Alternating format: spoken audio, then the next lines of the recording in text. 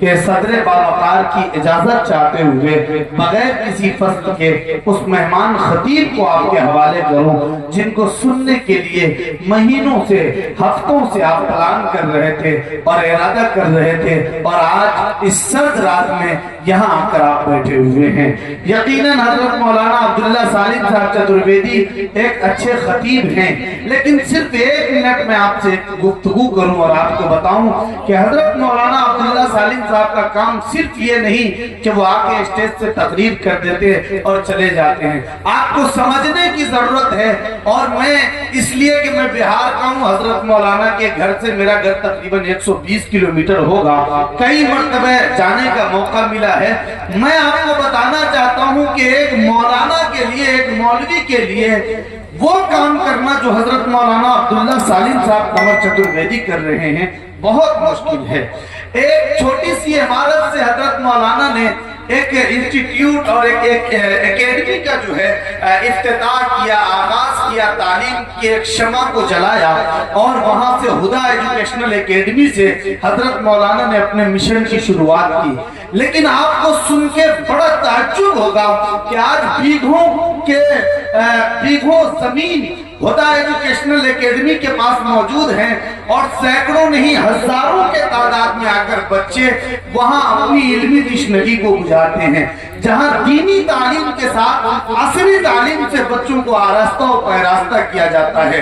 हजरत मौलाना का ये बड़ा काम है सीमांचल के हल्के में, जो बहुत पसमानदा हल्का है। आप सब सुनते हैं कि जब भी सैलाब आता है वो इलाका मुतासिर हो जाता है, वहां के लोग बहुत मुतासिर होते हैं, लेकिन हजरत मौलाना अब्दुल्ला सालिम साहब वहाँ इल्म अदब का एक ऐसा चिराग उन्होंने रोशन किया है कि खुदा की कसम आने वाले चंद सालों के बाद खुदा एजुकेशनल एकेडमी पूरी दुनिया इल्म अदब में मारूफ होगा। इसलिए कि हजरत मौलाना का मिशन है कि हमारे कौम के बच्चे जो अब ज्यादा से ज्यादा मास्टर और इंजीनियर तक रुक गए हैं, उनको वहां तक नहीं रोकना है।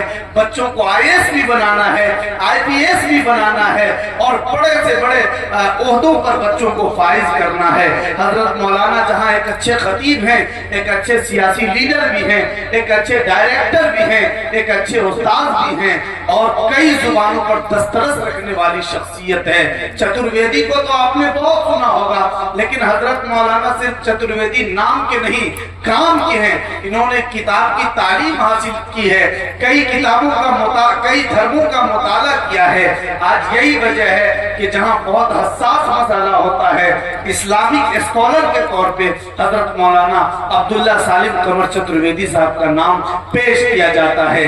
मैं 4 मिसरों के साथ आवाज देना चाहता हूँ कि इल्म फन तहजीब वफा खुददारी, इल्म फन तहजीब वफा खुददारी लेकर के सामान ये सारा बैठा है। सुनिएगा इन 4 मिसरों को कि इल्म फन तहजीब वफा खुददारी लेकर के सामान ये सारा बैठा है, और जी करता है लिख दूं इन दीवारों पर, इस महफिल में एक इदारा बैठा है। जी करता है लिख दूं इन दीवारों पर, इस महफिल में एक इदारा बैठा है, और जैसे अंदर वैसे बाहर होते हैं, जैसे अंदर वैसे बाहर होते हैं, यानी खुद में मस्त कलंदर होते हैं, और कतरा कतरा खुद को भरना पड़ता है, तब जाके कुछ लोग समंदर होते हैं, तब जाके कुछ लोग समंदर होते हैं। इंतहाई अदब के साथ इस वक्त में हजरत मौलाना से दरख्वास्त करता हूँ कि आप तशरीफ लाए और अपने खिताब से हम सबको महसूस करें, और आप हजरात अपनी अपनी जगह लेके बैठ जाए। अल्लाह रब्बुल इज्जत आपके बैठने को कबूल फरमाए, कानों से सुने और इंशाअल्लाह यहाँ से इस्तिफादा करके जाएं। इसके बाद बाज़ाब्ता नातिया मुशायरे का आगाज किया जाएगा। आप हजरात संजीदगी और वक़ार के साथ तशरीफ रखें।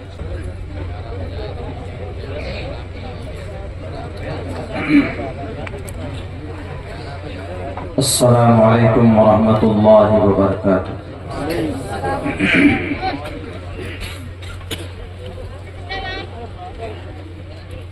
अल्हम्दुलिल्लाहिल्लज़ी अब्दअल अफ़लाक वल अर्ज़ीन वस्सलातु वस्सलामु अला मन कान नबिय्यन व आदमु बैनल माइ वत्तीन अम्मा बादु फ़अऊज़ु बिल्लाहि मिनश शैतानिर रजीम बिस्मिल्लाहिर रहमानिर रहीम इक़रा बिस्मि रब्बिकल लज़ी ख़लक़ ख़लक़ल इंसान मिन अलक़ इक़रा व रब्बुकल अकरमुल लज़ी अल्लम बिल क़लम अल्लमल इंसान मा लम यअलम सदक़ल्लाहुल अज़ीम।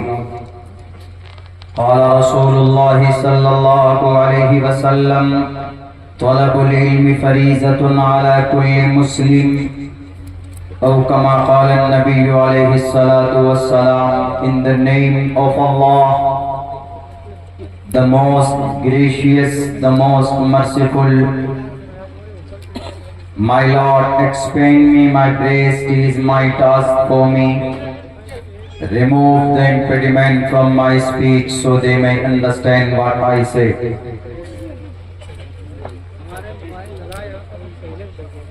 त्रिशदशो दशवर्षा भार्गोविन्देन नग्निकाम्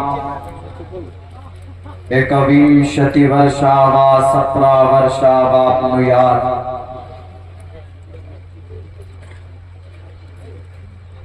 यथा वायुं समाश्रिते सर्वजीवन्ते जन्तवः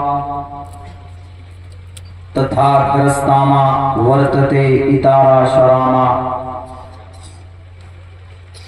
ओम नमः भगवते वासुदेवाय विश्वेश्वरा आदि पुरुष अपरंपार अल्लेख पुरुषा नमः। उदारा सर्व एवैते ज्ञानी तात्मेव मयमतम् आस्थितः सहियुक्तात्मा मामेवामुत्तमां गतिम्। बहुनाम जन्मनामन्ति ज्ञानवान् मां प्रपद्यते वासुदेवः सर्वमिति समहा आत्मा सुदुर्लभः। नराशं संवाजिनं वाजन्नि शैदीरं पूषणं सन्मैरीमहे रथं न दुर्गादवसवा सुदानवो विश्वसम्मातरो अहं सो निष्पिपर्ता। सदर मोहतरम, इस मंच पर गिरामे कदर मुअज़्ज़ज़ उलमाए कराम और इस जलसे इस्लाहे मुआशरा के बैनर तले जमा होने वाले दीनी ईमानी भाइयों और हमारे समाज की इज्जतदार माँ और बहनों, ये महफिल 2 हिस्सों में तक़सीम की गई है।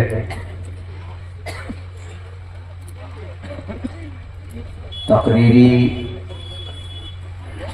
और नातिया मुशायरा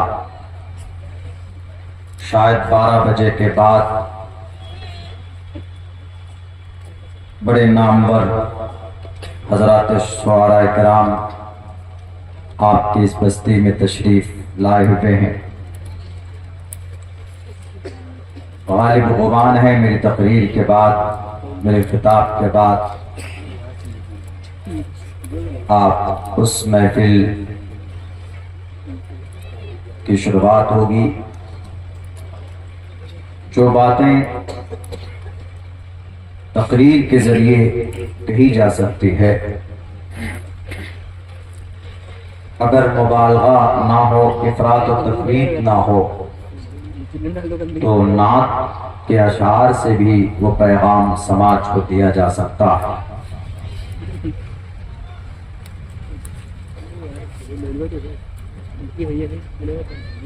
उस महफिल की शुरू होने से पहले माशरे की इस्लाह के ताल्लुक से कुछ बातें पेश करना चाहता हूं। माशरे की इस्लाह के लिए किसी कानून और किसी संविधान और किसी सिस्टम की जरूरत होती है।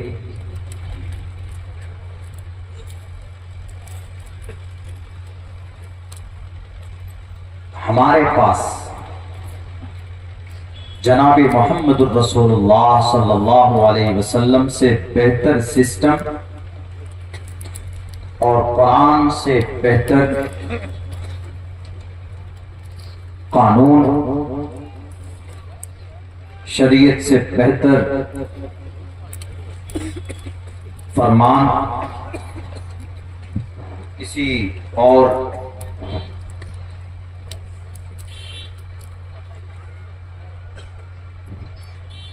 कहीं और दूसरी जगह पर नहीं है।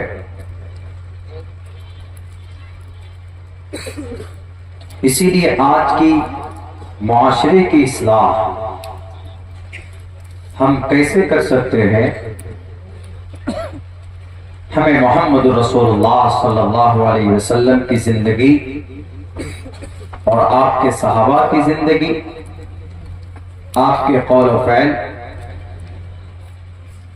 आपकी अफ़आल व किरदार पर हमें नजर डालने की जरूरत है और उसको फिर अपनी जिंदगी में इम्प्लीमेंट करने की जरूरत है। नबी पाक अलैहिस्सलातु वस्सलाम को अल्लाह ने अब से 1498 साल पहले सरजमीन मक्का में पैदा किया। 22 अप्रैल 571 ईस्वी को आप पैदा हो गए और आपको नबूवत दी गई 1458 साल पहले। उस वक्त बहुत बुराई थी जैसे आज बुराई। आज जैसे बेईमानी, एक दूसरे की जमीन पर कब्जा करना, शराब पीना, नौजवानों को उनकी दिशा के बारे में पता नहीं, समाज में औरतें दीनदारी से कोसों दूर है। यानी यूं कहिए कि पूरा समाज हमारा बर्बाद है, पूरा समाज हमारा गुनाहों में लथपथ है। इससे भी कहीं ज्यादा बुराइयां उस वक्त में थी। तो उन बुराइयों का खात्मा कैसे किया? हमें इससे बेहतर मिसाल, हमें इससे बेहतर मेथड दुनिया के किसी भी कोने में नहीं मिल सकता है। अल्लाह तबारक व तआला ने सबसे पहला पैगाम जनाबे मोहम्मद रसूलुल्लाह सल्लल्लाहु अलैहि वसल्लम के पास 500 साल तक, तकरीबन 600 साल तक आसमान से जमीन का रिश्ता डिस्कनेक्ट हो गया था, क्योंकि हजरत ईसा अलैहिस्सलाम के 571 साल बाद मोहम्मद रसूलुल्लाह पैदा हो गए। तो हजरत ईसा के पास अल्लाह की वही आती थी, लेकिन हजरत ईसा के चले जाने के बाद वही का सिलसिला मुनक़ते हो गया था, खत्म हो गया था, बंद हो गया था। तो 600 साल के बाद अल्लाह तबारक व तआला ने आसमान से जमीन के रिश्ते को फिर से कनेक्ट किया।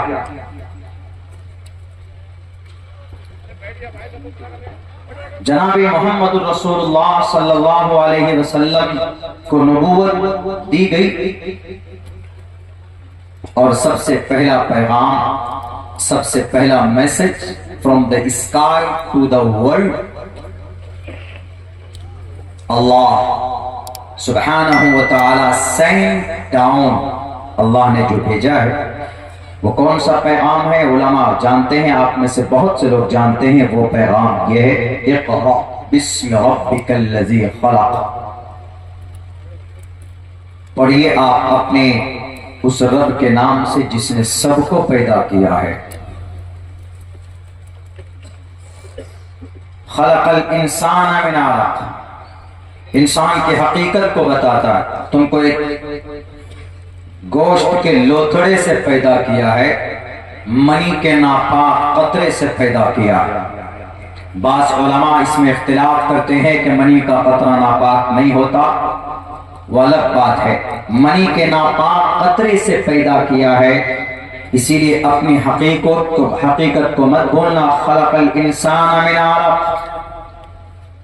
गोश्त के खून के एक लोथड़े से पैदा किए गए हो। दुनिया में इतर अतर ये इतरा कर चलने से पहले, दुनिया में अपने आप को तुर्रम खां समझने से पहले अपनी हकीकत पर जरा गौर करना। खलकल इंसान मिन अलक, यू वर नथिंग, कुछ भी नहीं थे तुम। पानी का कतरा तुम्हारे माँ बाप के मिलने की वजह से बैनस्सुल्बि वत्तराई तब तुम्हारा वजूद हुआ है। आज आदमी के पास थोड़ा पैसा आया, थोड़ी दौलत आई, थोड़ा माल आया, गाड़ी बंगला, उससे बड़ा तुर्रम खां कोई नहीं होता। हटो बचो किसी से, किसी को अपने करीब भी नहीं आने देता है। तो रब कहता खलकल इंसान मिन अलक, बहरे कैफ इक़रा व रब्बुकल अकरम, पढ़ो पढ़ते रहो क्योंकि तुम्हारा रब बहुत मेहरबान है। तालीम हो, तालीम के साथ घमंड ना हो। इल्म हो आदमी के पास, अक्सर जब इल्म आता है, जब ज्ञान आता है तो ज्ञान अपने साथ में ईगो लेकर आता है, तकब्बुर बड़ाई पैदा करता है। तो इसीलिए रब कहता है वरब्बुकल अकरम, तुम्हारा रब जो सब ज्ञानियों का ज्ञानी है, जो अलीमुम बिज़ातिस सुदूर है। जब इतना होने के बावजूद वो रहीम है, वो करीम है। तो तुम भी अगर इस दुनिया के अंदर तालीम हासिल करते हो, समाज में अगर तुम्हारा कोई मकाम होता है तो अपने अंदर गुरूर पैदा मत करना।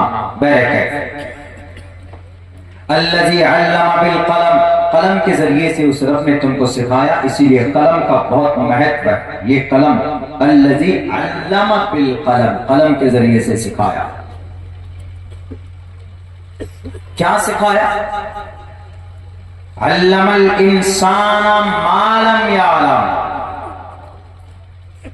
इस आयत से ये बात साबित होती है, कयामत तक दुनिया में जितनी भी चीजें वजूद में आएंगी उन सबको अल्लाह तबारक व तआला ने पैदा किया। अल्लाह तबारक व तआला ही की नुसरत और अल्लाह ही की एक समझिए कि रहमो करम है। चाहे वो अंग्रेज पैदा करे, चाहे वो इसराइल अमेरिका पैदा करे, चाहे वो मजूसी खुदपरस्त कोई भी पैदा करता है, कोई नई आविष्कार करता है, कोई नई चीज वजूद में लाता है।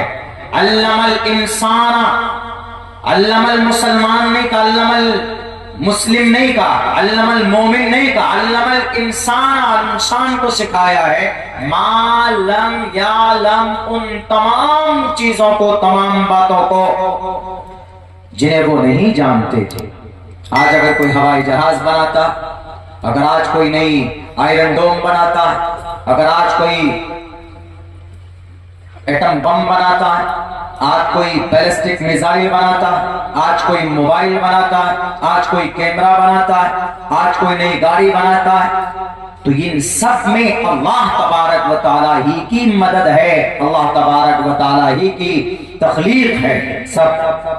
अल्लमल इंसान मा लम यअलम, इसीलिए कोई अंग्रेज ये ना कहे कि ये मैंने बनाया। तुम्हारे दिमाग में, तुम्हारे थोपड़े में अकल कहां से आई? तुम्हारे अब्बा को बताया था। अंग्रेज का अब्बा कौन? हजरत आदम अलैहिस्सलाम। और हजरत आदम को पैदा होने के बाद सारी चीजों के उलूम फनून दिए थे कि नहीं दिए? वअल्लम आदमल अस्माअ कुल्लहा। इसीलिए माशरे की इस्लाम डिपेंड है, निर्भर है नॉलेज पर, ज्ञान पर। जब आप में ज्ञान नहीं है, आप में नॉलेज नहीं है, तो यू आर नथिंग, आप कुछ नहीं है समाज में। नॉलेज जरूरी है, तालीम जरूरी है। मेरी जिंदगी का मकसद तालीम के फील्ड में अच्छा काम करना है। हमारे इलाके में स्कूल चलते थे, लेकिन उन स्कूल में दीनी तालीम नहीं होती थी। 15 अगस्त 26 जनवरी में प्रोग्राम होते तो उनके अंदर में डांस, डिस्को, गाना होता, तो हमारे बहुत बड़े मुशफिक थे, एक आलिम दीन थे, अल्लाह उनकी मग़फ़िरत फरमाए। उन्होंने कहा कि अब्दुल्ला, सुना है कि तुमने ग्रेजुएशन किया हुआ है, सुना है कि तुम अंग्रेजी पढ़ कर आए। मैंने कहा कि जी हजरत, पढ़ा है मैंने। तो उन्होंने कहा कि तुम स्कूल चला सकते? मैंने कहा जी, बहुत आसानी से चला सकता हूं। कहा कि ये जो स्कूल चला रहे हैं और ये समझा रहे दुनिया को कि स्कूल में गाना, डांस, डिस्को प्रोग्राम में होता है, प्रोग्राम में करवाया जाता है, ये स्कूल का जुज़े ला यंफक है, जुज़े ला यतजज़्ज़ा है, इंटीग्रल पार्ट है। तो क्या तुम इसको, इन स्कूल की दिशा को बदल सकते हो? जहां ये प्रोग्राम में गाना, मुशरिकाना अकीदे, नमाज नहीं, कुरान की तिलावत नहीं, तो क्या तुम ऐसा कर सकते हो? मैंने कहा कि जी बिल्कुल, वेरी इजी, बहुत आसान है।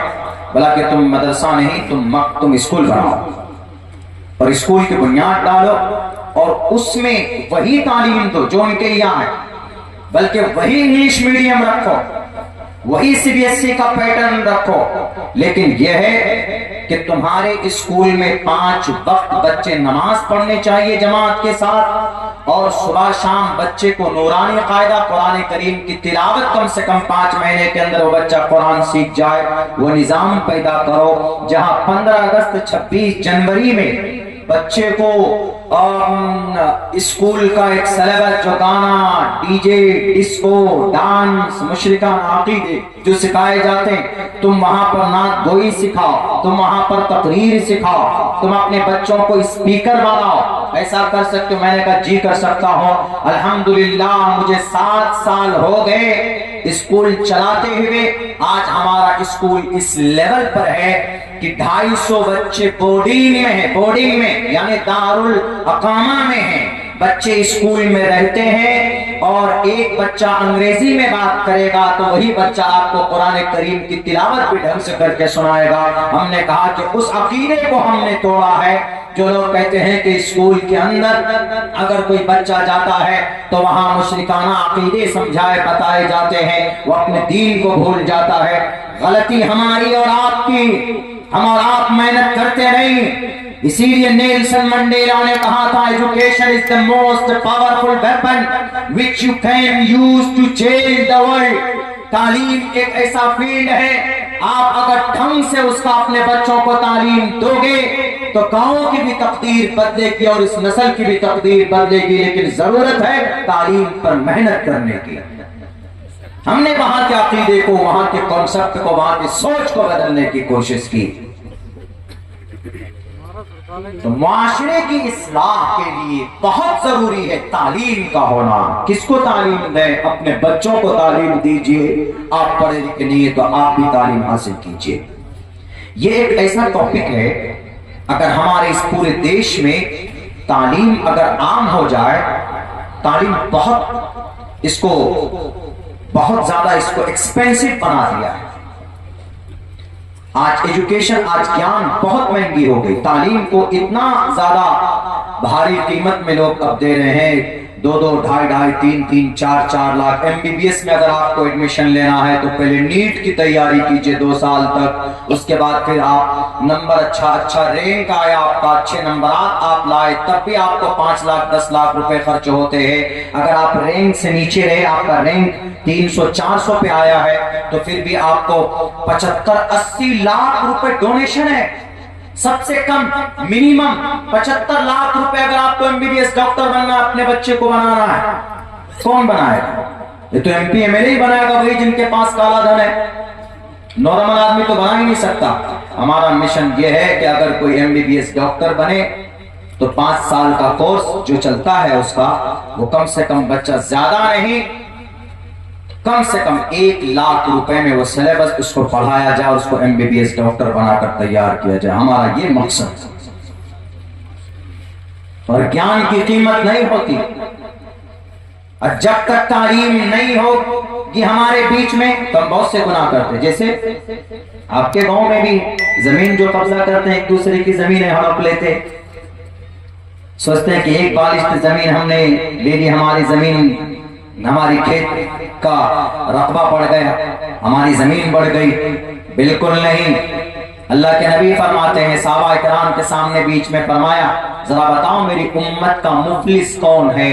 सहाबा इकराम ने कहा कि अल्लाह के नबी, हमारी कौम का, हमारी उम्मत का मुफलिस गरीब वो शख्स होगा जिसके पास पैसे नहीं है, मल्ला दिरहमा वाला मता, उसके पास दीनार और दराहिम नहीं है। तो अल्लाह के नबी ने फरमाया कि ऐसा शख्स मुफलिस नहीं है, बल्कि कल क़यामत में नेकियों के अंबार, नेकियों का पहाड़ लेकर जमा होगा, हाजिर होगा रब के सामने में, जन्नत जाने वाला होगा। लेकिन हालत ये होगी कि किसी की नाजायज तरीके पर जमीन पर, किसी की जमीन पर कब्जा किया हुआ होगा, किसी को गाली दी होगी, किसी को बुरा भला कहा होगा, किसी का खून बहाया होगा, किसी को थप्पड़ मारा होगा, किसी को जुबान से तकलीफ दी होगी। तो अल्लाह के नबी फरमाते हैं कि बिठा दिया जाएगा उस दीनदार को जो नेकियों का अंबार लेकर हाजिर हुआ है, और रब कहेगा कि आओ। हकदार गांव के बहुत बड़े हाजी साहब थे गांव में, और बहुत बड़े मुत्तकी और तकवे और तकवा मशहूर था इनका, इनके समाज के अंदर। देखो अंदर अंदर क्या किया है। अंदर अंदर किसी की जमीन पर डंडे के जोर पर रिश्वत की थैलियां देकर इन्होंने किसी की जमीन पर कब्जा किया हुआ था। आओ, जमीन वाला सामने आएगा कि अल्लाह मेरी इतनी जमीन पर कब्जा किया था। तो रब्बे जुल जलाल कहेगा कि दो, अपने की दो, तुम्हारे पास जमीन तो है नहीं, उसकी जमीन तुमने दुनिया में मारी थी, अब तो नेकी उठा कर दी जाने लगेंगी, यहाँ तक कि टोटल नेकियां खत्म होंगी, दावेदार बाकी होंगे भी। और कोई कहेगा कि अल्लाह के, ए अल्लाह मेरे ऊपर ये जुल्म किया था, मुझे फला वक्त में गाली दी थी, मुझे डराया था, धमकाया था, ए अल्लाह मुझे भी इंसाफ चाहिए। वहां पर रिश्वत की थैलियों पर बिकने वाला कोई जज नहीं होगा, वहां पर हुकूमत के इशारों में फैसले करने वाले कोई सुप्रीम या हाई कोर्ट या डिस्ट्रिक्ट या सेशन जज नहीं होगा। वहां पर रब्बे जुल जलाल की अदालत सामने होगी, और रब्बे जुल जलाल फरमाएगा, लिमनिल मुल्कुल यौम, बताओ आज का बादशाह कौन है, आज का आदिल कौन है, आज का चीफ जस्टिस कौन, आज का हाकिम कौन है? कोई माए का लाल आए, किसी की जुबान नहीं खुलेगी रब्बे जुल जलाल के सामने में। रब कहेगा, रब जवाब देगा, लिल्लाहिल वाहिदिल क़हार, आज मुख्तार कुल मैं हूं, आज बादशाह में हो, आज चीफ जस्टिस में हो, आज राष्ट्रपति में हो, आज प्राइम मिनिस्टर में हो, आज गृह मंत्री में हो, आज स्टेट का सीएम भी में हो। किसी की उंगली नहीं उठ सकती, किसी की निगाह नहीं उठ सकती रब्बे जुल जलाल के सामने में। इसलिए कि अल्लाह तबारक व तआला की अदालत के सामने में एक एक मजलूम को उन पर होने वाले जुल्म का एक राय के दाने के बराबर भी किसी पर जुल्म किया।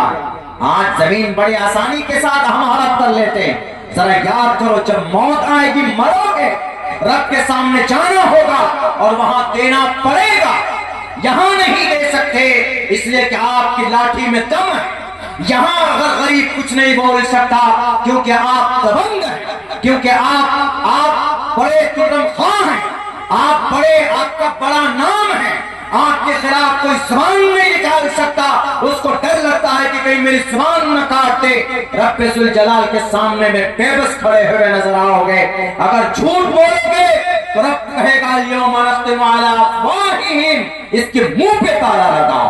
तुम्हारे हाथ, तुम्हारे पैर रब्बे जुल जलाल से अपने तमाम कारनामों को उगलकर पेश करेगा। इसीलिए मेरे भाइयों, इस दुनिया के अंदर यहाँ पर रहकर किसी की जमीन को नाजायज तरीके पर कब्जा मत कीजिए। कल क़यामत में आपको नेकियों से उसका बदला चुकाना होगा। ये मैं नहीं कह रहा हूँ, ये अल्लाह के नबी की हदीस कह रही है। अब्दुल्ला सालिम की तो छोटी सी जुबान है, मैं तालिबे इल्म हूँ, मैंने जो पढ़ा है मैं वो आपके सामने पेश कर रहा हूँ। तो ये रिलेटेड करता है किससे? इल्म से। अगर आदमी तालीम याफ्ता होगा तो उसको पता होगा अरे बहुत बड़ा गुनाह है। और ये तालीम एक ऐसा सब्जेक्ट है, अगर पूरे भारत में आम हो जाए तो हिंदू मुसलमानों का झगड़ा भी खत्म हो जाएगा। कल एक जो प्रोग्राम था हमारा, तो वहां पर प्रशासन के लोग भी थे। वो लोग खुसूसन सुनने आए थे वेदों को। तो उन्होंने कहा कि मौलाना, आपके कुरान में जो है वो हमारे वेद में कहां कहां है बताइए। 1 घंटे की स्पीच थी। 12 बजे तक की परमिशन उस प्रोग्राम का मिला था, लेकिन 12 सवा 12 पे मेरा नंबर ही आया था। प्रशासन के लोग बेचारे बैठे हुए थे, उन्होंने कहा कि मौलाना हम सुनना चाहते हैं, आप कीजिए, आप 1 घंटा कीजिए, हमें सुनाइए। तो हमने कहा कि सर बहुत जरूरी है ज्ञान का होना, अगर ज्ञान नहीं है, क्योंकि वहां पर उस गांव में सन 2016 में हिंदू मुसलमानों में बड़ा दंगा हुआ था, बहुत नुकसान हुआ था दोनों फरीक, दोनों के लोगों, दोनों तरफ के लोगों के। तो हमने कहा कि अगर ये तालीम धर्म के ताल्लुक से भी और दुनियावी फनून के ताल्लुक से भी अगर इसको आम किया जाए तो ये जितने भी दंगे, फसादात, लड़ाई झगड़े हैं, ये सब बंद हो जाए। तालीम ना होने की वजह से उनमें से, जैसे मैं गुरु, 1 मिनट के लिए आप मुझे थोड़ा बड़ा समझते हैं, मैं बड़ा नहीं हूं, I am a small boy, मैं 36 साल का आप ही जैसा एक बच्चा हूं। मुझसे बड़ी हस्तियां स्टेज पर है, मैं तो कोई बहुत बड़ा मुकर्रिर नहीं हूं, मेरा मशगला है, शौक है पढ़ने का। आप लोग भी पढ़िए तो आपके ये भी फायदा होगा, और अल्लाह हो सकता है कि आपके जरिए से कौम को फायदा पहुंचाए। तो मेरे भाइयों, अगर मैं कोई बात कहूं तो आप तो मानेंगे कि इसलिए कि मौलवी अब्दुल्ला साहब हैं, दारुल में पढ़े हुए हैं, वैद जानते हैं, संस्कृत जानते हैं, अंग्रेजी जानते हैं, ये बात कही होगी, बिल्कुल परफेक्ट कही होगी। यकीनन अगर मैं कोई बात बोलूं, कुरान हदीस की बात है तो अमल कीजिए, लेकिन अगर इसी बीच में कुछ बातें मैं मुर्ग मसल्लम, मिर्च मसाला लगाकर पेश कर दूं जिसका वजूद नहीं है कुरान और हदीस में, आप उसको भी सही मान लेंगे। क्यों? क्योंकि मेरी जुबान से निकली हुई बात है। तो इस वक्त ऐसा हो रहा है, हमारे हिंदू भाइयों में गुरु लोगों को बहुत महत्व दिया जाता है, संत लोगों को, महाराज लोगों को। अभी देखिए एक बड़ा मसला सामने आया अल्लाह के नबी अलैहिस्सलातु वस्सलाम के ताल्लुक से। कुछ लोगों ने ये टिप्पणी की कि अरे तुम मोहम्मद की जीवनी को माशरे की इस्लाह के लिए कैसे बता सकते कि मोहम्मद रसूलुल्लाह सल्लल्लाहु अलैहि वसल्लम की जीवनी ये काम कर सकती है, समाज की इस्लाह के लिए मोहम्मद अलैहिस्सलाम की जिंदगी काफी है, कैसे हो सकता है?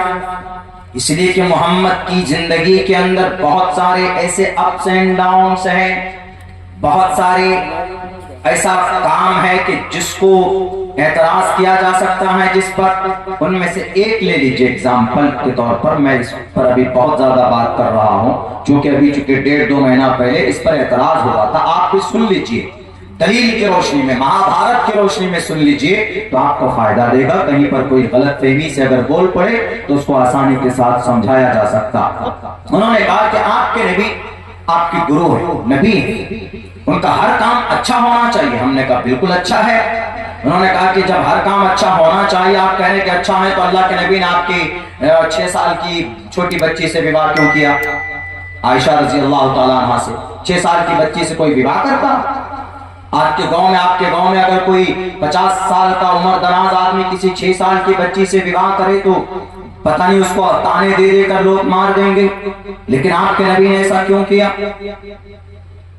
तो उन्होंने बाज़ाब्ता स्टेटमेंट दिया, नेट में आकर, सोशल मीडिया के सामने में आकर के कहा कि आपके मोहम्मद ने 6 साल की उम्र में, बच्ची छोटी है, जबरन निकाह किया और फिर 9 साल की उम्र में पकड़कर जबरदस्ती खींचकर लेकर आए घर पे। ये बेटी पर, नारी पर अत्याचार नहीं तो क्या? हमने कहा you don't have much more knowledge about that. आपको इसके बारे में ज्यादा जानकारी नहीं है। पहली बात तो अम्मा आयशा से विवाह मोहम्मद रसूलुल्लाह ने जबरन नहीं किया, बल्कि निकाह पढ़ाने वाले अबू बकर सिद्दीक, आयशा रजी अल्लाह तआला अन्हा के अब्बा मोहतरम अबू बकर सिद्दीक, और फिर 9 साल की उम्र में जब अल्लाह के नबी खुद से नहीं लेकर गए, बल्कि अम्मा आयशा जब 9 साल की हो गई तो अबू बकर सिद्दीक ने आकर कहा कि अल्लाह के नबी, आयशा बड़ी हो गई यानी बालिग हो गई है, आप ले जाएं अपनी बीवी को।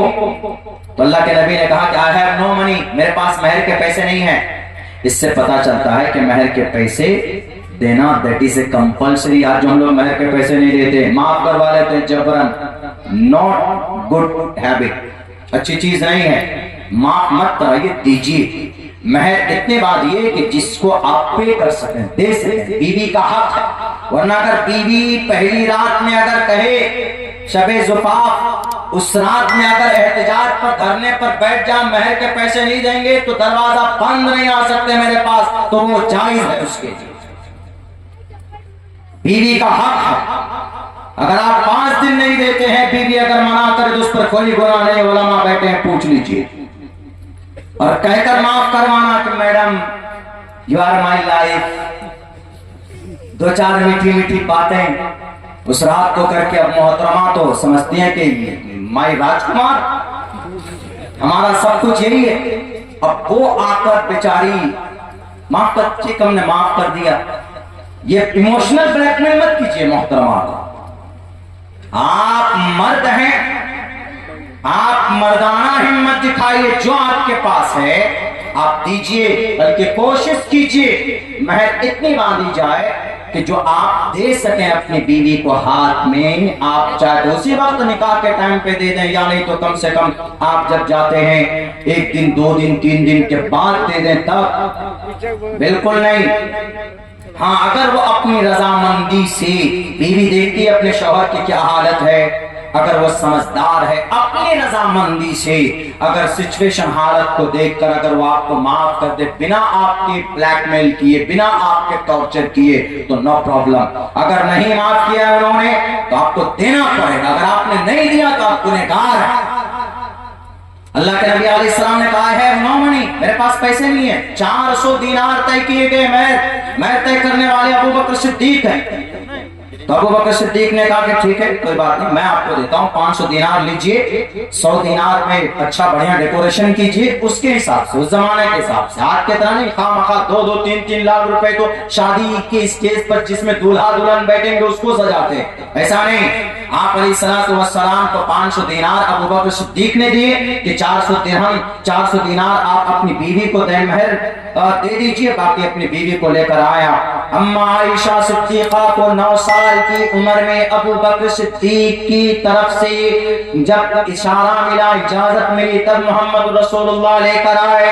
ये भी गलत है कि अल्लाह के नबी ने जबरदस्ती निकाह पढ़ा और जबरदस्ती बीवी लेकर बनाकर लेकर आए, तो गलत। ये जहन में मजमून रखना मेरे नौजवानों, सिर्फ वो गाने और म्यूजिक और वेब सीरीज और फिल्में याद मत रखना, ये याद रखोगे नबी की सुन्नत के बारे में, नबी की जीवनी के बारे में, उसको नॉलेज में लाओगे तो इंशाअल्लाह तबारक व तआला ज़हन कुशादा होगा और दिमाग के अंदर में बरकत होगी। अल्लाह तबारक व तआला के पाक नबी सल्लल्लाहु अलैहि वसल्लम की अम्मा आयशा से निकाह का ये बाज़ाब्ता रिवायत में मौजूद है। तो उन्होंने कहा कि अरे देखिए, है रिवायत में मौजूद है, हम झूठ थोड़े ना बोल रहे हैं। आपके नबी ने 6 साल की उम्र में विवाह किया और 9 साल की उम्र में बीवी बना कर लेकर आए। अब उनको कैसे समझाएं? गुरुजी को, महाराष्ट्र के थे ना, एक नाम नहीं लूंगा, आप लोग खुद ही उनका नाम जानते होंगे, बड़े महाराज, अभी 1.5-2 महीना पहले स्टेटमेंट दिया, जिसमें एक बड़ा नेता 17,000 गाड़ी लेकर जो मुंबई पहुंचा था, उसी को अरेस्ट करवाने के लिए, भले उनकी गिरफ्तारी नहीं हुई क्योंकि वहां के जो चीफ मिनिस्टर साहब थे उन्होंने कहा कि तुमको कोई हाथ नहीं लगाएगा बाबा जी, अगर कोई हाथ लगाएगा गुरु महाराज साहब हम उसके हाथ को काट देंगे। 75 जगहों के ऊपर FIR हुआ, फिर भी वो जेल में नहीं गए। मौलवी अब्दुल्ला लफ्ज़ अगर कुत्ता बोल दे तो 10 महीना जेल में भरना पड़ता। ये दोहरी पॉलिसी। वो कुरान पर, हदीस पर एतकाद नहीं रखते। किस पर विश्वास है हमारे हिंदू भाइयों का? पहले वेद पर, ऋग्वेद, यजुर्वेद, सामवेद, अथर्ववेद, रामायण, महाभारत, गीता, उपनिषद, पुराण, भविष्य पुराण, मत्स्य पुराण, कल्कि पुराण, भागवत पुराण, बहुत सारे पुराण। तो हमने जब इसके ऊपर एनालिसिस किया, तहकीक की, हमने कहा कि ढूंढना चाहिए कहीं ना कहीं तो अल्लाह के नबी की इस फैल को जरूर दर्शाया होगा। ऋषि मुनि 4000 5000 साल पहले जो किताबें लिखी गई, 3100 साल पहले महाभारत लिखी गई, वो रफान वाला का जिक्र है, ए अल्लाह के नबी हम आपका तज़किरा बुलंद करेंगे, इसके तहत कहीं ना कहीं इशारा मिलता है कि हर किताब में नबी का चर्चा मौजूद है। जब हमने पढ़ना शुरू किया तो हमने पढ़ा, हमें वो मंत्र मिला, हमें वो श्लोक मिला जिसके अंदर कहा गया त्रिशतशोदश वर्षा भार गोविंदेन नग्निकाम एकविंशति वर्षा वा सप्रा वर्षा वाप्नुयात्। मंत्र पढ़ रहा हूं आपको खुश करने के लिए नहीं, नॉलेज दे रहा। मेरे नाम के साथ चतुर्वेदी जोड़ा देखे, कासमी हटाकर। अराकीन जलसा, आप काबिल तारीफ हैं, आपने बहुत अच्छा प्रोग्राम सजाया है। मैं कासमी हूं अल्हम्दुलिल्लाह। चतुर्वेदी मत लगाइए, वेदों का ज्ञान ही लगाना तो अठर्वेदी लगाइए, फिर पूरा नाम दीजिए, एकदम हाफ नाम दे रहे हैं। खैर उसकी मैं उसका भूखा भी नहीं हूं, कुछ भी मत लगाइए, अब्दुल्ला सालिम कासमी लगा दीजिए। चूंकि दारुल देवबंद का मैं तालिब इल्म हूं, वो निस्बत मेरे लिए बड़ी अच्छी रहेगी। तो खैर तो वो जिस किताब को मानते हैं, वो गुरुजी कौन सी किताब को मानते हैं? महाभारत को मानते हैं। तो हमने महाभारत पढ़ना शुरू किया, तो महाभारत में हमने देखा त्रिशतशोदश वर्षा, एग्जैक्ट वही बात जो नबी पाक अलैहिस्सलाम की जीवनी में जो अम्मा आयशा के ताल्लुक से है।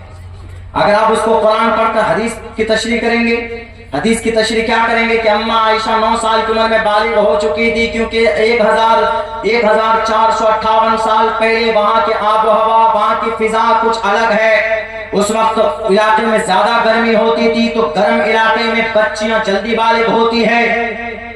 उस जमाने में अम्मा आयशा बालिग हो गई थी। अब से तकरीबन 1500 साल पहले की बात है। उस बात को अभी लाकर आज के जमाने में, उस जमाने में लोगों की उम्र 150 साल होती थी, कोई 100 साल का, 100 साल से पहले कोई नहीं मरता था। 150 साल तो में 200 साल की उम्र होती थी। अभी तो 50 60 70 जाते जाते आदमी इस दुनिया से चला जाता है।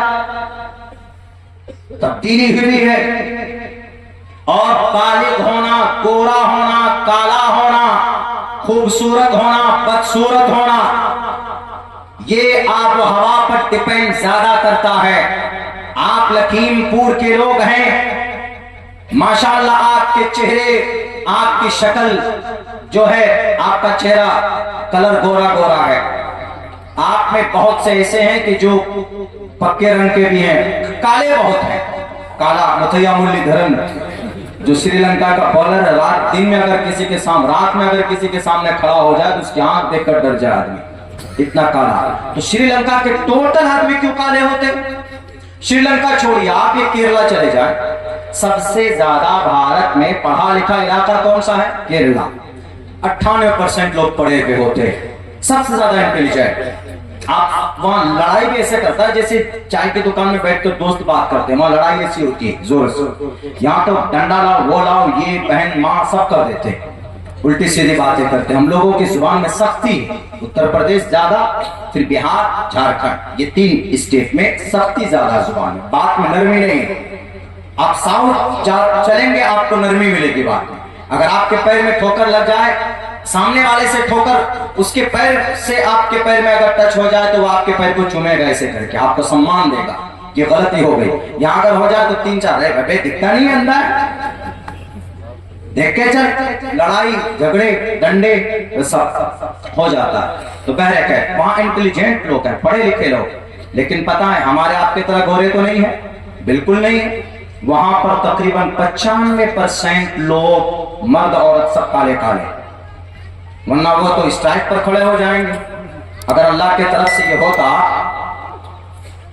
अल्लाह के तरफ से कहते हैं अल्लाह हमको गॉड जोन का इलाका तो दिया आपने, पढ़ा लिखा इलाके में पैदा किया, लेकिन हम लोगों को काले काले क्यों बना, रंग काला क्यों दिया है? क्या जुर्म है? नहीं, वो चीज कभी कभी आब हवा पर डिपेंड करती है, ये इस पर हम बगावत नहीं कर सकते। आपके नेपाल से आदमी उठा कर लाइए, करीब है, जाइए आप कल जाइए, 50 साल के बुढ़े को लेकर आइए, दाढ़ी मूछ कुछ नहीं है, कोई नहीं कहेगा कि 50 साल का है, देखकर कहेगा कि 20 साल का लड़का है। वहां के नाटे नाटे होते हैं, उम्र का पता ही नहीं चलता। तो खैर इस पर कोई झगड़ा होना ही नहीं चाहिए। उस जमाने में अम्मा आयशा बालिग हो चुकी थी। जब बालिग हो गई, she will be that time and she will become a good woman। वो बेहतर औरत बनने के लायक हो चुकी थी, माँ बन सकती थी। इस वजह से अल्लाह के नबी, उनके बाप ने, अबू बकर सिद्दीक ने कहा कि अल्लाह के नबी अपनी बीवी को अपने घर लेकर आए तो इसमें कोई हर्ज, कोई गलती नहीं की थी नबी पाक अलैहिस्सलाम ने, और ये गलत नहीं है। अगर शक है आपको तो उठाइए, महाभारत में लिखा है, साफ लफ्जों में कहा, त्रिशदशो दशवर्षा भार्गोविंदेन नग्निकाम। एक एक लफ्ज का व्याख्या करूंगा, अब्दुल्ला झूठ बोलेगा तो जुबान काट कर रख दीजिए। त्रिशदशो 30 बरस का मर्द, दशवर्षा 10 बरस की लड़की से, त्रिशदशो दशवर्षा भार्गोविंदेन नग्निकाम, उनसे नग्नी कर सकता है यानी विवाह कर सकता है। वो भी ऐसी औरत, ऐसी लड़की 10 साल, दशवर्षा भार्गो, जिसको हैज का खून न आया हो। हैज का खून कब आता है लड़की को? जब लड़की बालिग हो जाती। इस मंत्र में कहा गया कि जब बालिग ना हो तब भी उसको 10 वर्ष की अगर हो जाए तो उससे विवाह कर सकते हैं। और एक लाइन नीचे बयान फरमाते हैं, महाभारत के अंदर श्री परमात्मा जी कहते हैं, एकविंशति वर्षा, एकविंशति 21 बरस था। विंशति संस्कृत में 20 को बोला जाता, 20 के लिए संस्कृत में विंशति का वर्ड आता और कोई दूसरा वर्ड नहीं आता। विंशति का मतलब 20, एकविंशति 20 एक 21, जैसे एक को, द्वे 2 को, त्रियो 3 को, चतुवारी 4 को, पंचावती 5 को, षट 6 को, सप्त 7 को, और अष्ट 8 को, नव 9 को, दशा 10 को, एकादशा 11, द्वेदशा 12, त्रयोदशा 13, चतुर्दशा 14, पंचादशा 15, षोडशा 16, सप्तादशा 17, अष्टोदशा 18, नवदशा 19, विंशति 20, एकविंशति 20 एक 21, द्वेविंशति 20 दो 22, त्रियोविंशति 23।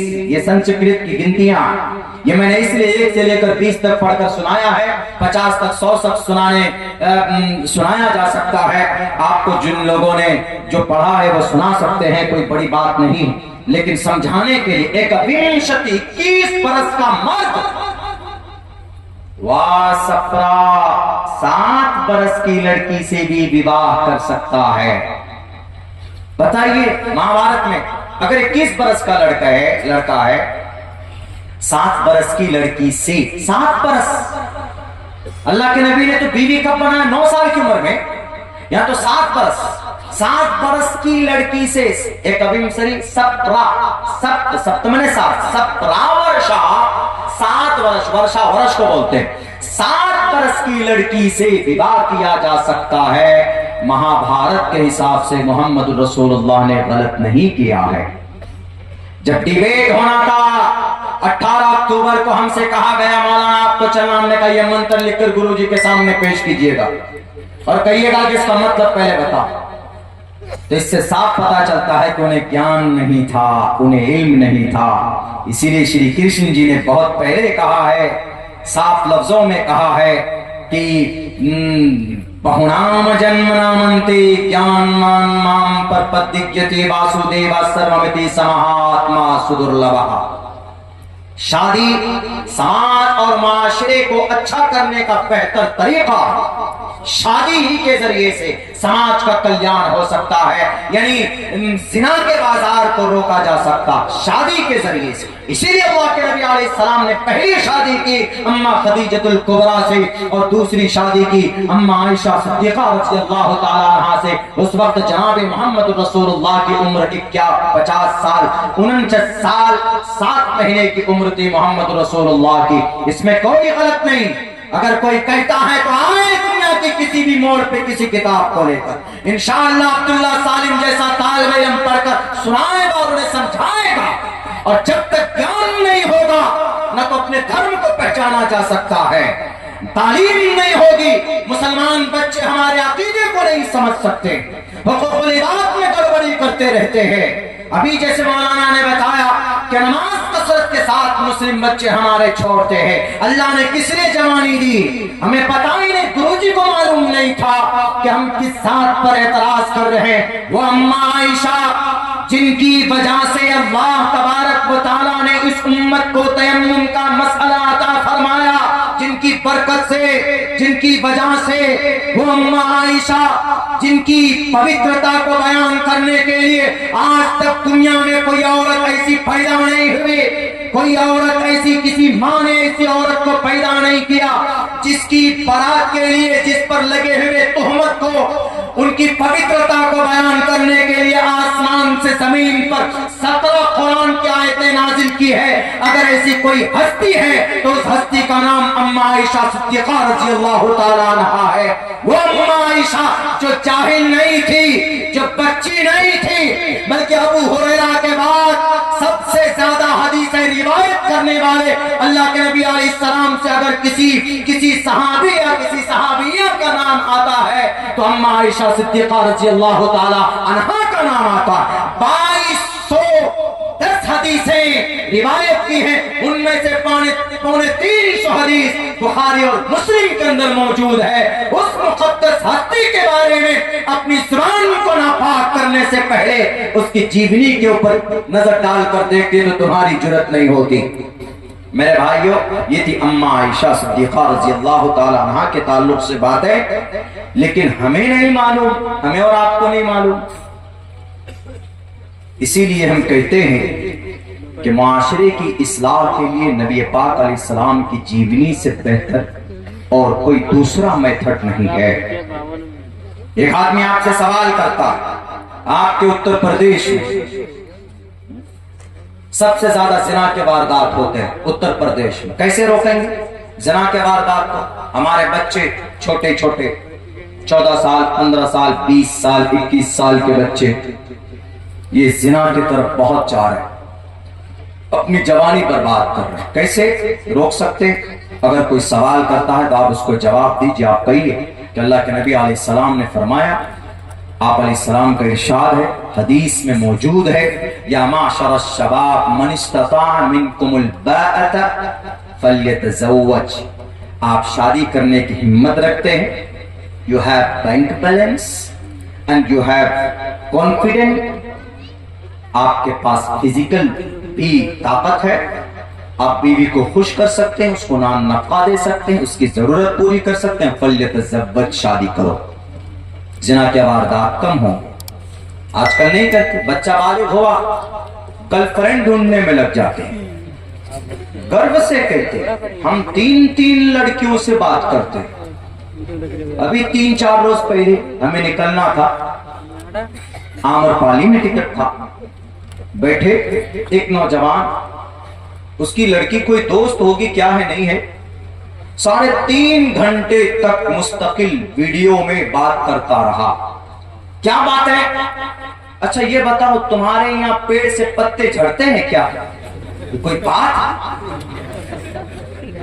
अच्छा ये बताओ, तुम्हारे यहाँ जो सड़क है उस पे उसकी नाली की सफाई कितने दिन में होती? मेरा तो मन कर रहा था कि मैं जाके लात मारूं। मैं उसको कहता कि जरा तू बता, तेरा मैथ में नंबर कितना आया? मैं पूछने वाला 3.5 घंटे बिला मुबालगा कह रहा हूं। क्या है ये सिर्फ एक अट्रैक्शन है। इसलिए समाज के नौजवानों, अल्लाह ने आपको इसलिए पैदा नहीं किया। अगर आपकी उम्र हो गई, आप 14 साल के हो गए हैं, 15 साल के हो गए, अगर आपकी ख्वाहिश है, आपकी जिस्मानी ख्वाहिश अगर ज्यादा आपकी बढ़ गई है, तो आप बेहतर जायज रास्ता अपनाएं। और जायज रास्ता क्या है? अल्लाह के नबी ने फरमा दिया, मन इस्तता मिनकुमुल बाअता फल्यतज़व्वज, शादी करो। अदरवाइज, मिसाल के तौर पर कोई जवान है, ताकतवर है, पैसा नहीं है, बीवी को खुश नहीं रख सकता, खर्च नहीं दे सकता, तो क्या करेंगे? टैबलेट खाएंगे शहवत को कम करने के लिए। सेक्स एक ऐसी डिजायर है, सेक्स, इसको शहवानी, जिस्मानी, कुछ भी बोल दीजिए, कुव्वते शहवत बोल दीजिए, इस पर टैबलेट के जरिए से कंट्रोल नहीं पाया जा सकता।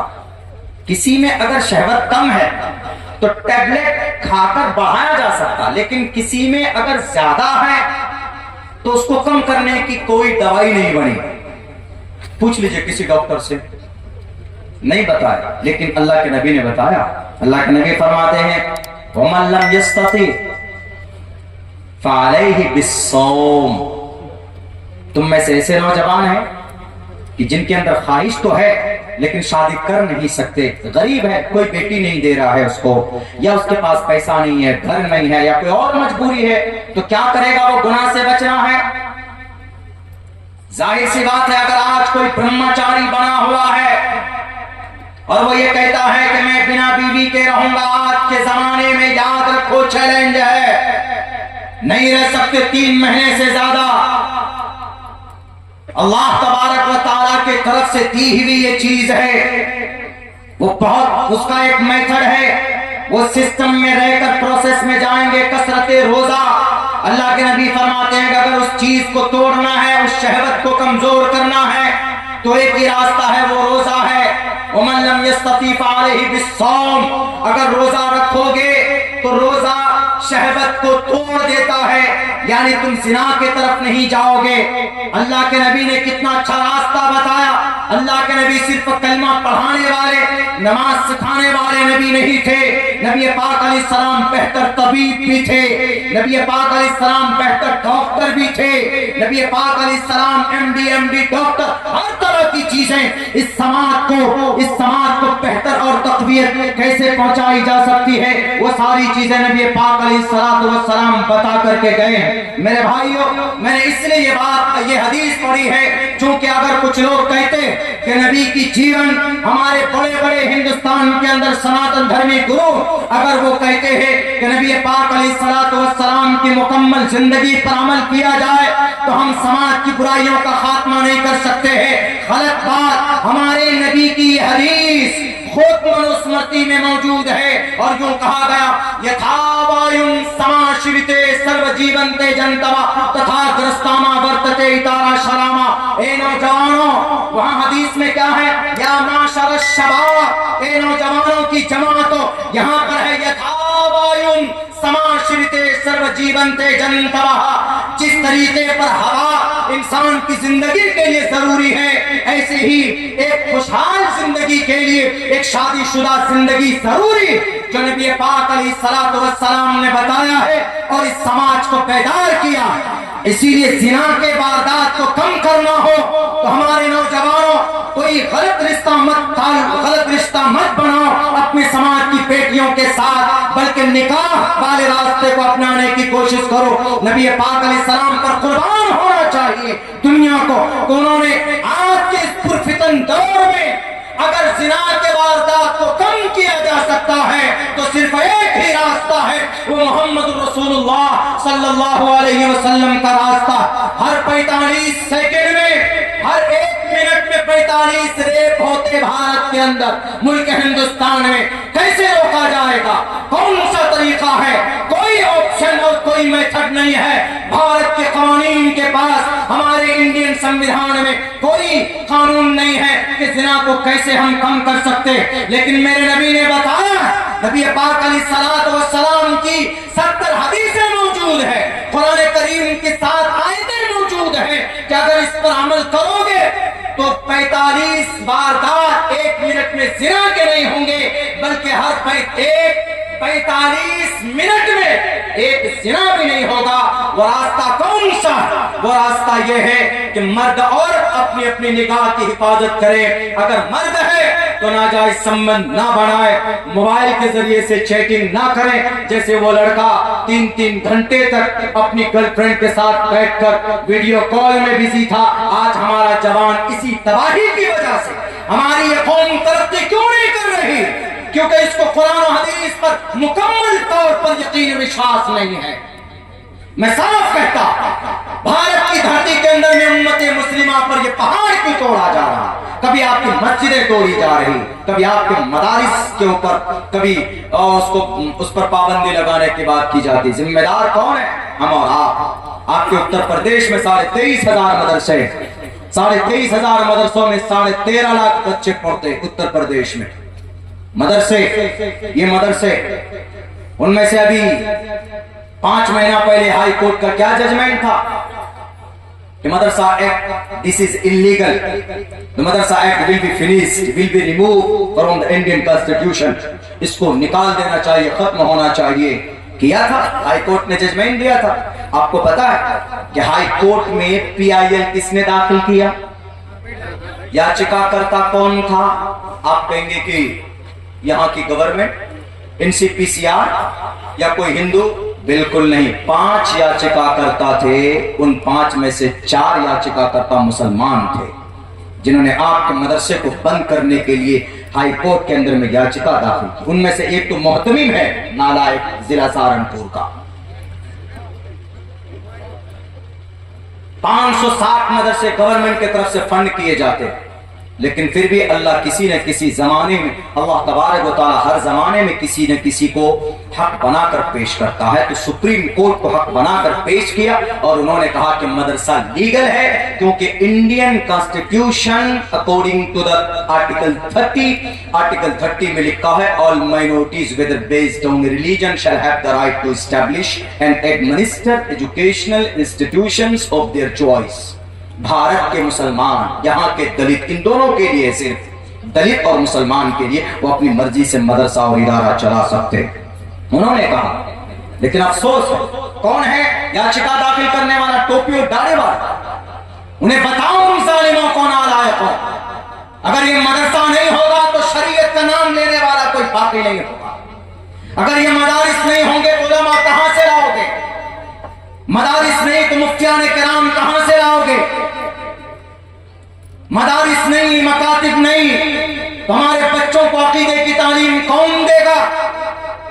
इसीलिए मदरसा जरूरी है। भारत की जमीन पर सिराजुल हिंद शाह वलीउल्लाह मुहद्दिस देहलवी ने कहा था कि इस देश में अगर इस्लाम को जिंदा रहना है तो उससे पहले मदरसों को जिंदा करना होगा। इसीलिए फांसी के फंदों पर लटक कर हमारे उलमाए किराम ने मदरसों को आबाद किया। मदरसा जरूरी हमारी बदअमली की वजह से और हमारी बेतवज्जुही की वजह से इस उम्मत को नुकसान होता है। एक तो आपने ये मदरसा देखा, दूसरी चीज देख लीजिए, क्या दूसरा एक बड़ा मामला, बड़ी परेशानी क्या आई हुई हमारे इस देश में, वक्फ की प्रॉपर्टी। इस पर बात करता हूं, उसके बाद आप लोग अपने महबूब शुअरा को सुने, मैं भी सुनूंगा। मुशायरा, अभी बात चल रही थी कि जो मुशायरा है, मैंने अभी कुछ देर पहले इसके ऊपर मैंने नजर डाली है। मैंने अभी आपको कहा था ना कि जो बातें तकरीर के जरिए से कही जाती है वो अगर इफरात और तफरीत ना हो तो अशआर के जरिए भी कम वक्त में वो बातें कौम को बताई जा सकती, और ये बड़ी पुरानी तारीख है।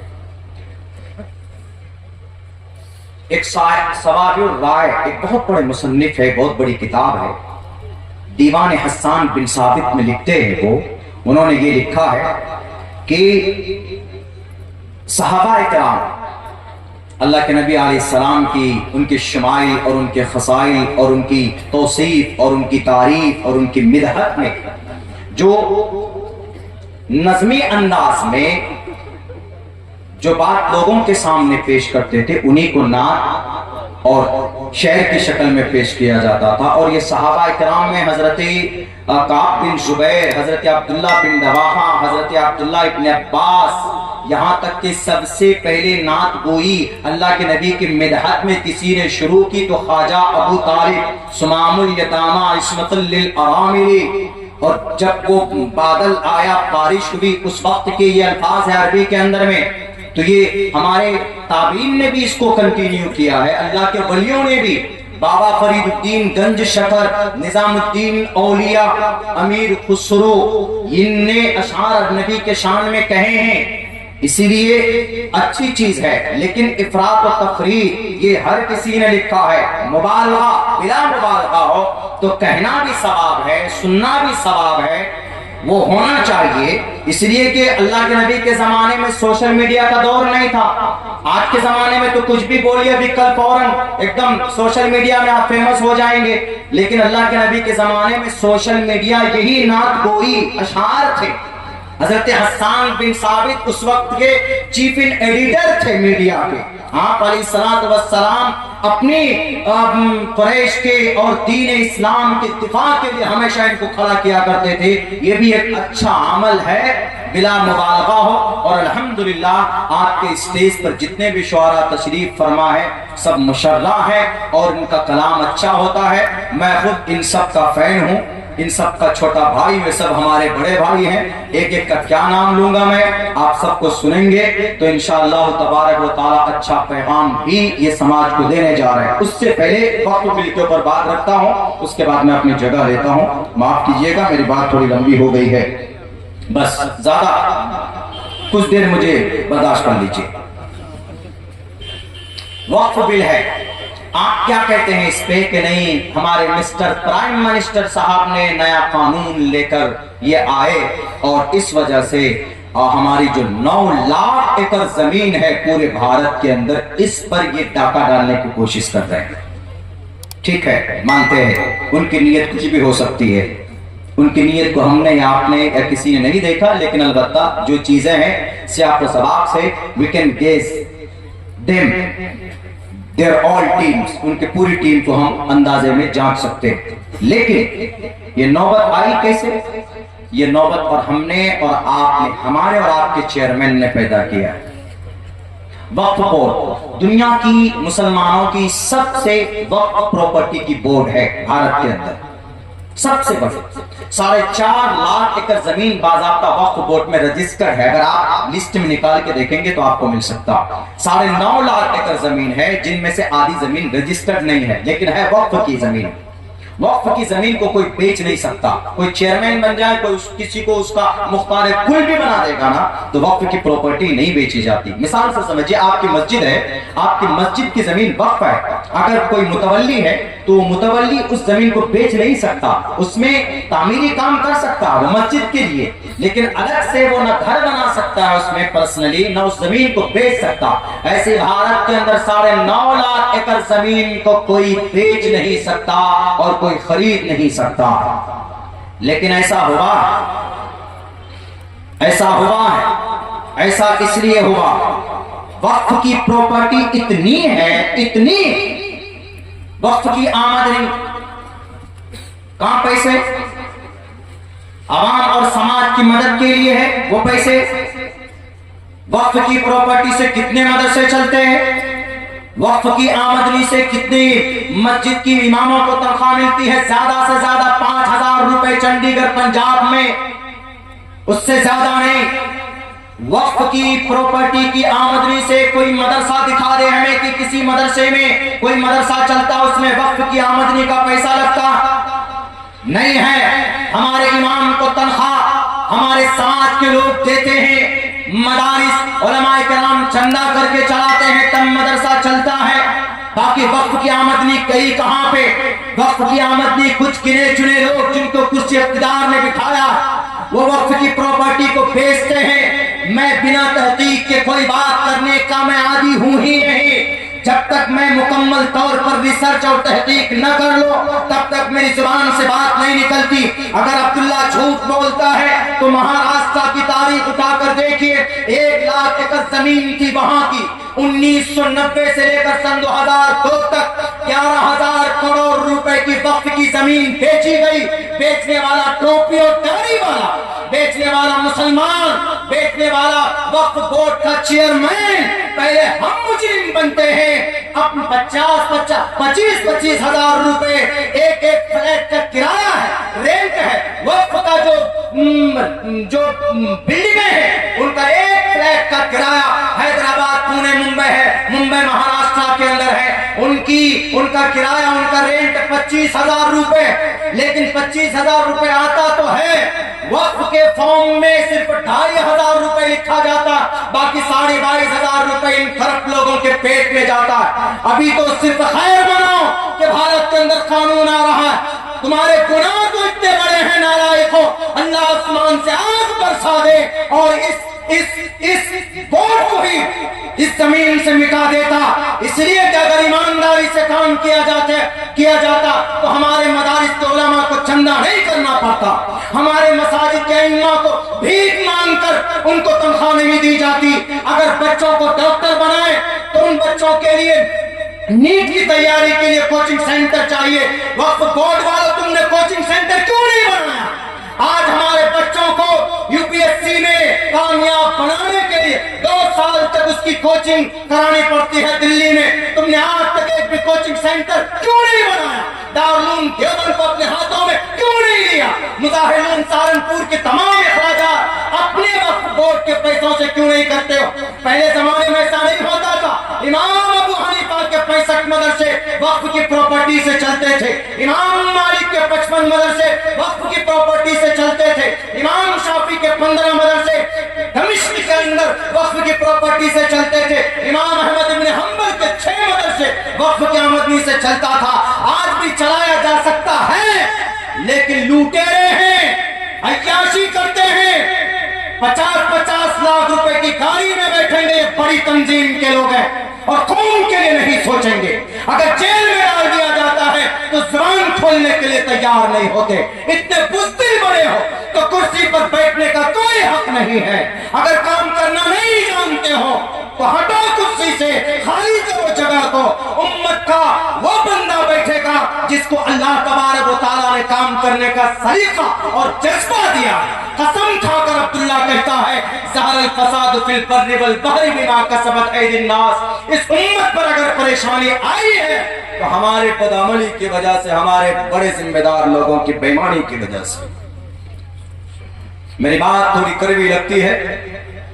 बादशाह अकबर बहुत दीनदार था, लेकिन उसने 5 वक्त की नमाज के लिए उसने 7 अइम्मा को मुंतखब किया था, 7 इमाम। लेकिन एक जमाना ऐसा आया कि वही अकबर बादशाह 5 वक्त की नमाज का पाबंद था, लेकिन 5 वक्त नमाज, 5 जो नमाजें होती है उन 5 नमाज की जगह 5 मरतबा सूर्य नमस्कार को नाफिज किया, नमाजों को खत्म कर दिया। जिम्मेदार कौन था? हमारे उस वक्त के शेख अब्दुल नबी, शेख अब्दुल्ला सुल्तानपुरी। पढ़िए किताब तज़किरे मुजद्दिद अल-फ़सानी। हमारे उलमा, अगर आप मुजद्दिद अल-फ़सानी की इतिहास को नहीं पढ़ेंगे तो आपका इल्म नाक़िस है। सुन लीजिए, पढ़िए, आप पढ़िए, इंशाअल्लाह तबारक व तआला आपके इल्म में इजाफा होगा। तो ये हमारी ही बदअमली की वजह से अल्लाह जालिमों को मुसल्लत करता है सुधारने के लिए। इसीलिए मुसलमानों, बस इन द एंड यही एक पैगाम दूंगा, 3 काम करना है। तालीम पर, कारोबार पर फोकस कीजिए और मुत्तहिद रहिए, मिलकर काम कीजिए। इंशाअल्लाह तबारक व तआला आपकी नस्ल तरक्की करेगी, माशरे का भी इस्लाह होगा और फिर कोई तकलीफ, कोई परेशानी का बड़ी आसानी के साथ हम उसको हल कर सकते हैं। बहुत बहुत शुक्रिया, जज़ाकल्लाह। अस्सलामु अलैकुम व रहमतुल्लाहि व बरकातहू। देख रहे थे भैया।